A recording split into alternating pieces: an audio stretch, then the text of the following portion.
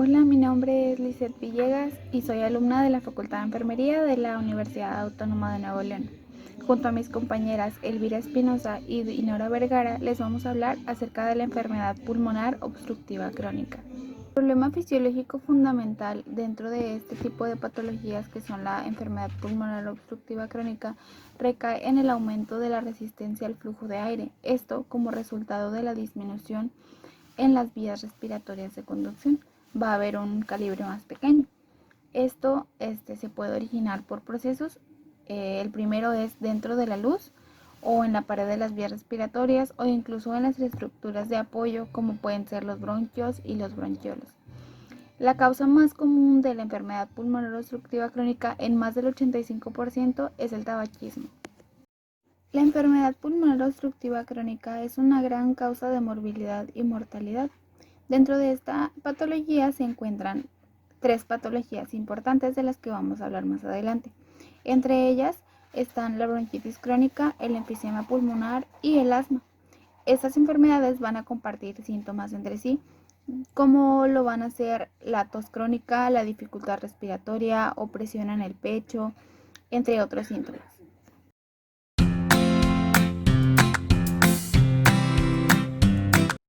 El enfisema es una enfermedad pulmonar obstructiva crónica en donde va a existir la destrucción del tejido pulmonar y su principal causa es el tabaquismo. En este trastorno, los alvéolos o sacos aéreos se van a inflar de una manera excesiva, provocando la desaparición de la pared alveolar y por lo mismo va a disminuir la función respiratoria. Bueno, esta enfermedad ocupa el cuarto lugar en cuanto a mortalidad a nivel mundial y en México se encuentra entre el sexto y el cuarto lugar. Estudios recientes han demostrado que la prevalencia es la misma entre hombres y mujeres y pues esta patología es más frecuente en personas mayores a 40 años.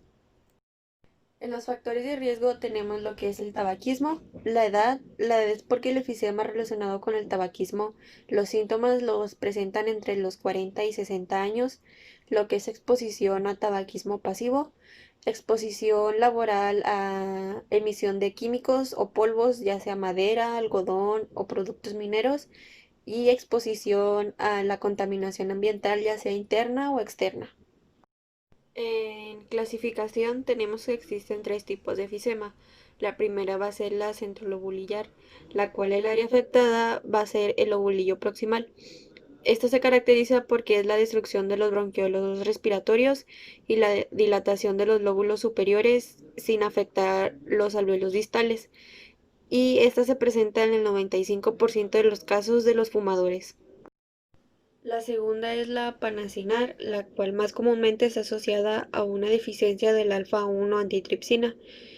Este enfisema se caracteriza por involucrar al extremo ciego de los alvéolos de manera homogénea más que los bronquiolos respiratorios y es más frecuente en la base de los pulmones. La tercera es la paraceptal, la cual se interesa prevalentemente en la parte periférica del lobulillo. Es vecina a la pleura y pues esto provoca espacios aéreos en la región intralobulillar. Esta se encuentra más en el ápice que en la base y está asociada normalmente al neumotórax espontáneo. Bueno, en la fisiopatología del enfisema, este va a iniciar por un aumento de los espacios aéreos pulmonares distales hacia los alvéolos. Esto debido a una obstrucción en las paredes alveolares.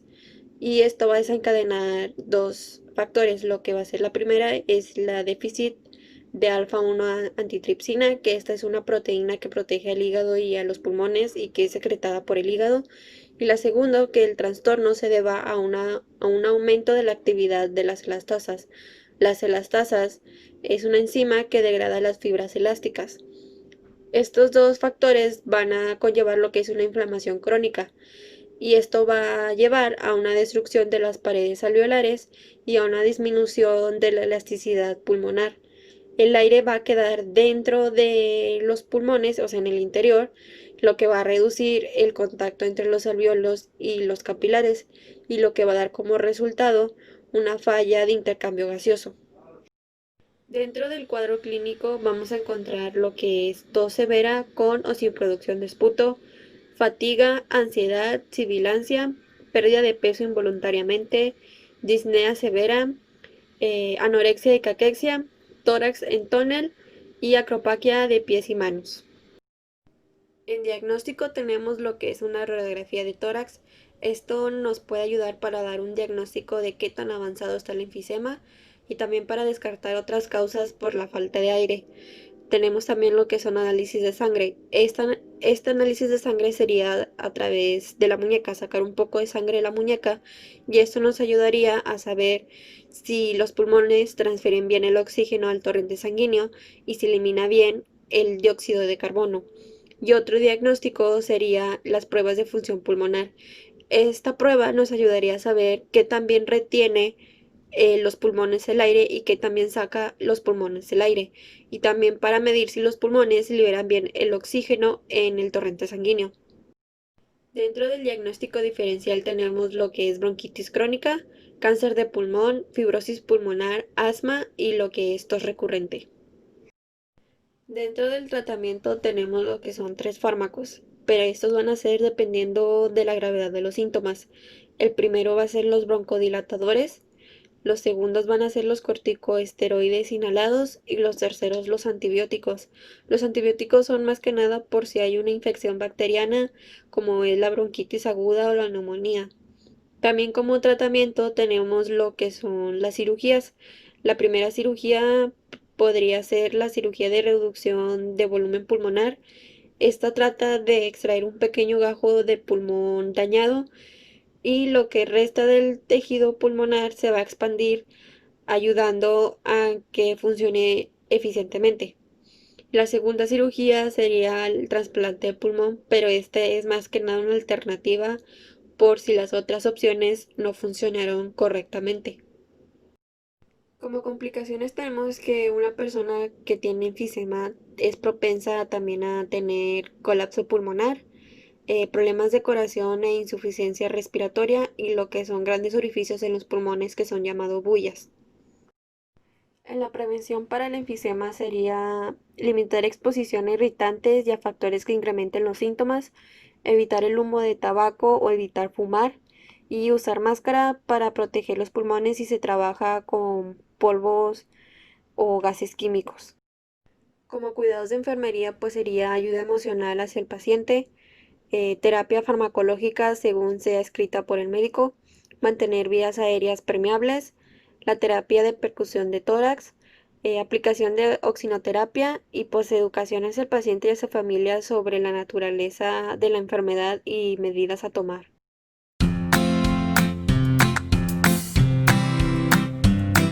Ahora pasando al asma, esta enfermedad pues es un trastorno crónico de las vías respiratorias, igualmente que en las enfermedades anteriores, que esta enfermedad va a ocasionar episodios recurrentes de sibilancias, de tos crónica, de dificultad respiratoria, opresión torácica, sobre todo por las noches y madrugadas en donde el paciente pues va a estar acostado.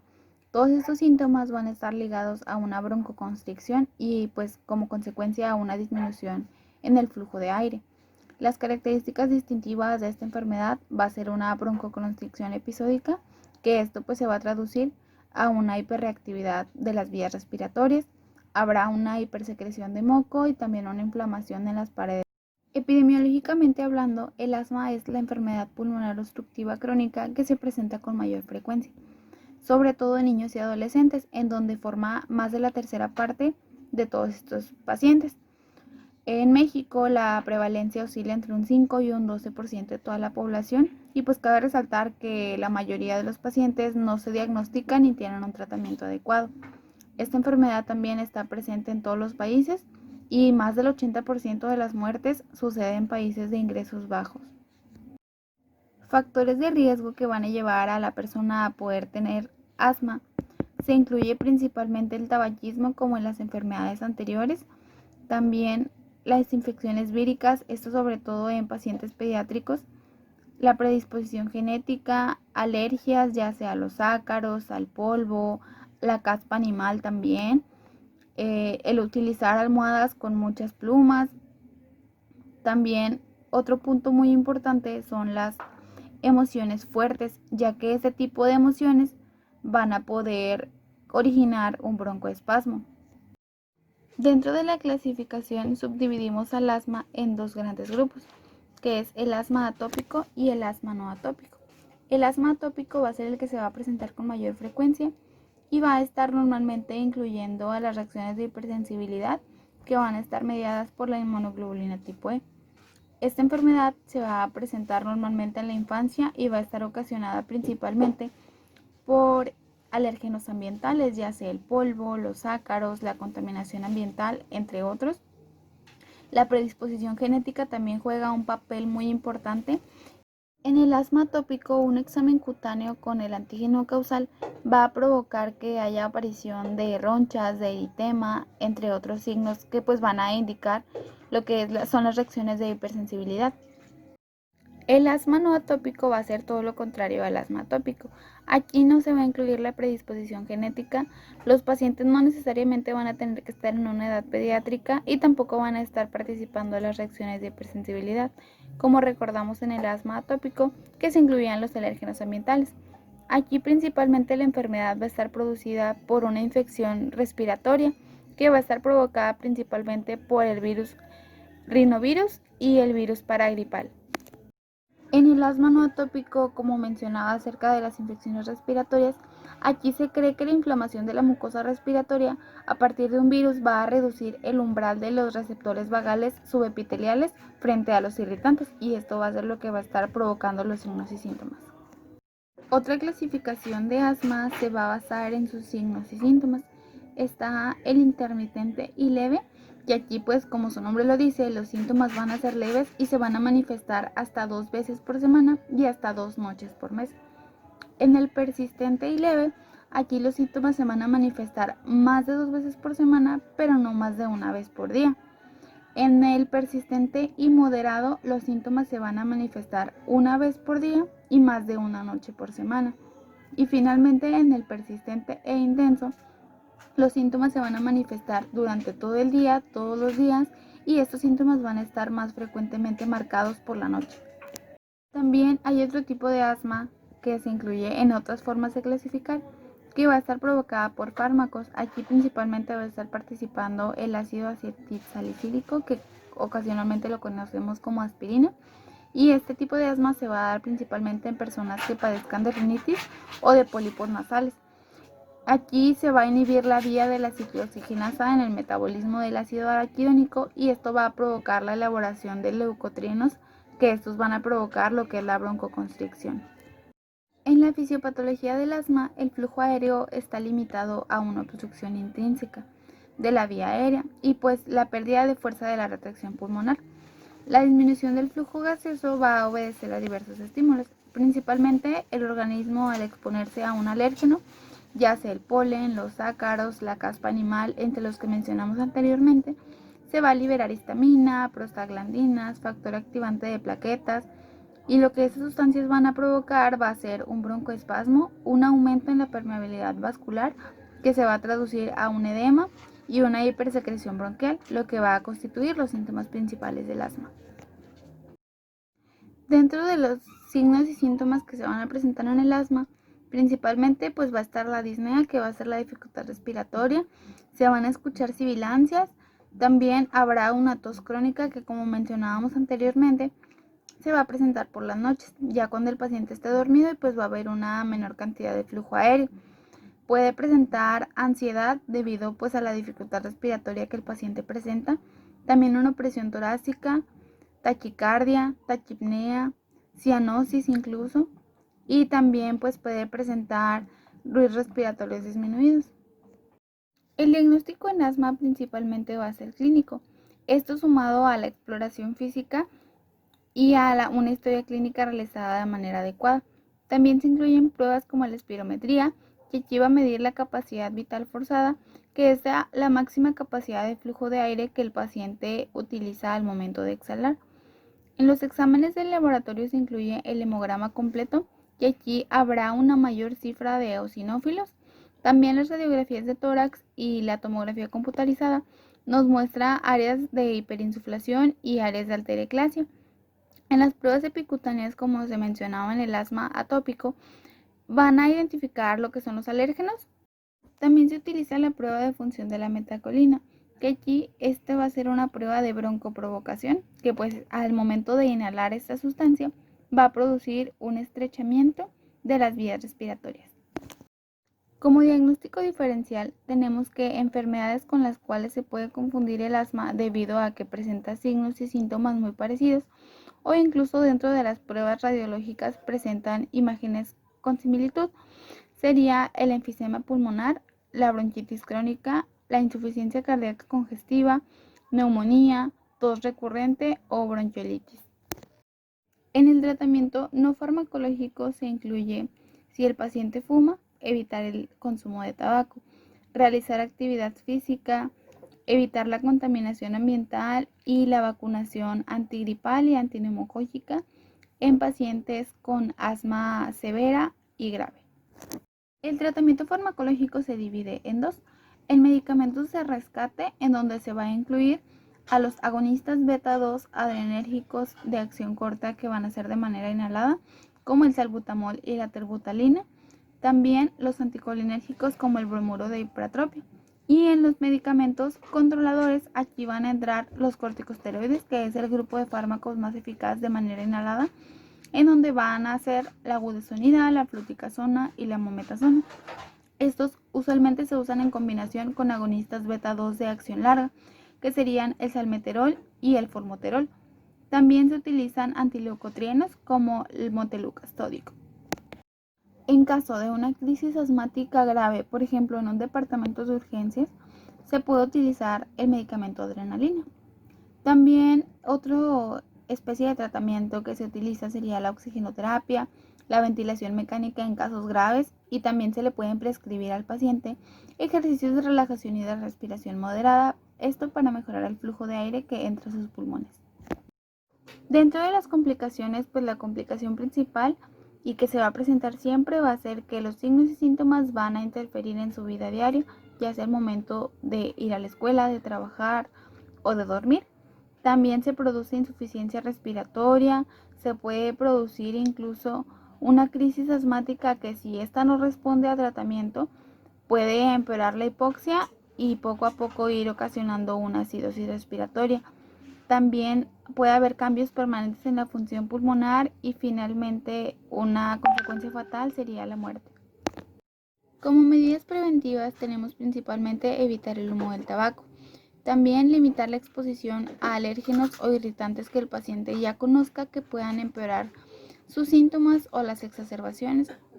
También el cubrir las camas y las almohadas con fundas antiácaros, esto para que pues no introduzca el microorganismo y pueda causar alguna especie de reacción en el paciente. También mantener los niveles bajos de humedad y pues educar a la familia y al paciente de cómo conocer la enfermedad y de cómo poder tratar sus síntomas. Los cuidados que nosotros como profesional de enfermería le podemos brindar a este tipo de pacientes principalmente sería la educación, tanto a él como a su familia, acerca de la naturaleza de la enfermedad y del cómo se puede tratar para prevenir alguna exacerbación grave. También vigilar la frecuencia, ritmo, intensidad y esfuerzo de cada respiración. También podemos colocar al paciente en posición Fowler o semi-Fowler, va a fomentar a que haya una mayor expansión pulmonar y por tanto vamos a disminuir pues la dificultad respiratoria. El tratamiento con oxigenoterapia o administración de fármacos según prescripción médica, y vigilar signos y síntomas que puedan llevarnos a una deshidratación o alguna de las complicaciones que se mencionaron anteriormente.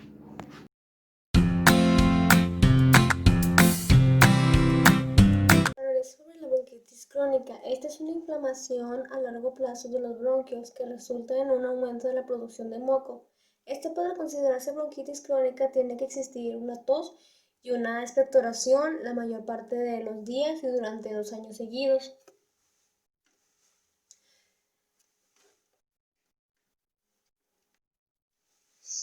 En la epidemiología tenemos que afecta al 5% de la población adulta, a personas que viven en ciudades donde la contaminación del aire es alta, incluyendo a la población industrial.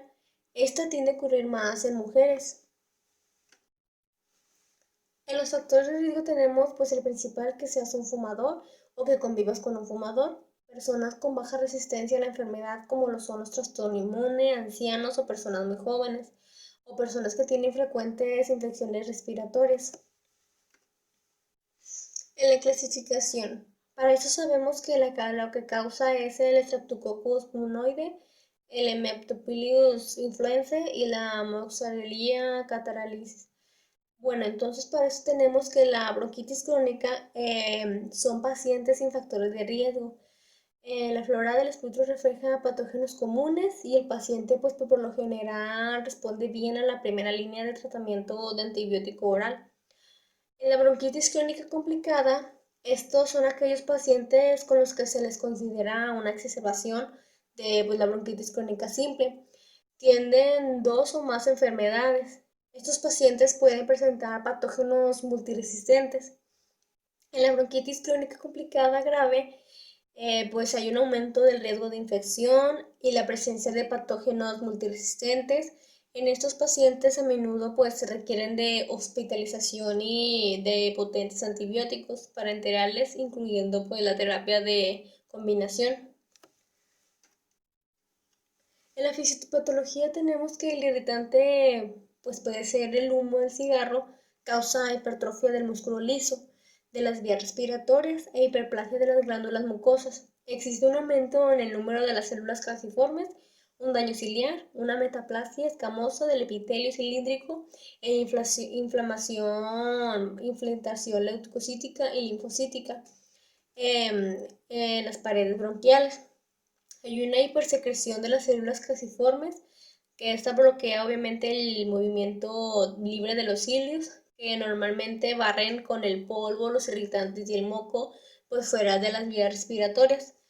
Hay una acumulación de moco y desechos pues que altera las defensas y aumenta la probabilidad de padecer infecciones de las vías respiratorias.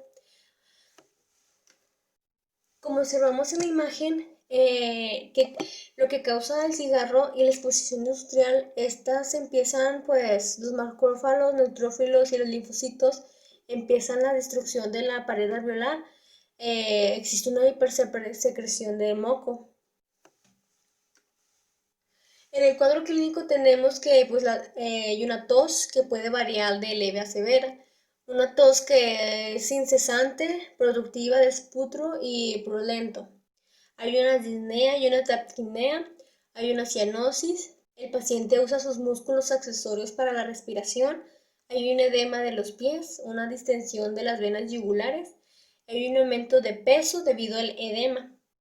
En la radiografía tenemos que en el diagnóstico, en una radiografía podemos encontrar pues una hiperinflamación y aumento de la trama broncovascular. En un análisis del GA revelamos una disminución de la presión parcial de oxígeno arterial y la correspondiente normal aumentada del oxígeno de carbono. Pues en los estudios de función pulmonar indican un aumento del volumen residual y una disminución de la capacidad vital y flujo respiratorio. Hay una capacidad de difusión normales. En un análisis de esputro presentan pues, numerosos neutrófilos y microorganismos. En un electrocardiograma pues, nos muestra las arritmias auriculares, ondas P en pico, y en las vibraciones 2 y 3, y A, VF e hipertrofia ventricular derecha. En el diagnóstico diferencial tenemos una neumonía, una falla cardíaca, puede ser una isquemia miocárdica, una infección respiratoria de alta embolismo pulmonar, aspiraciones pues, recurrentes. En su tratamiento tenemos pues, antibióticos orales de amplio espectro, por ejemplo la amoxicilina, los macrolíticos y que estos poseen pues, una actividad contra los aislados del esputro. Los broncodilatadores inhalados, que por ejemplo pues el salbutamol en aerosol. En la oxigenoterapia pues se usa más en la bronquitis crónica severa y en bajos niveles de oxígeno en la sangre. Su tratamiento quirúrgico pues puede realizarse una cirugía pues dependiendo de la gravedad. Se realiza cirugía de reducción del volumen pulmonar o un trasplante de pulmón. Y en las complicaciones tenemos que puede ser una neumonía, un cáncer de pulmón, una hipoxia severa, un neumotórax, un fallo cardíaco o una insuficiencia respiratoria. Para prevenir esto, pues principalmente hay que evitar el humo del cigarrillo. Nos tenemos que vacunar porque en muchos casos la bronquitis aguda se produce a causa del virus de la influenza. Pues que el lavado de manos es también una prevención que es fundamental, obviamente, para todo. Y el uso de protección si se trabaja en entornos de emisión de gases químicos. En enfermería tenemos que promover la reducción del hábito tabáquico, aplicamos oxigenoterapia y la medicación de forma correcta, educamos al paciente y a la familia sobre la naturaleza de la enfermedad y las medidas que se deben de tomar.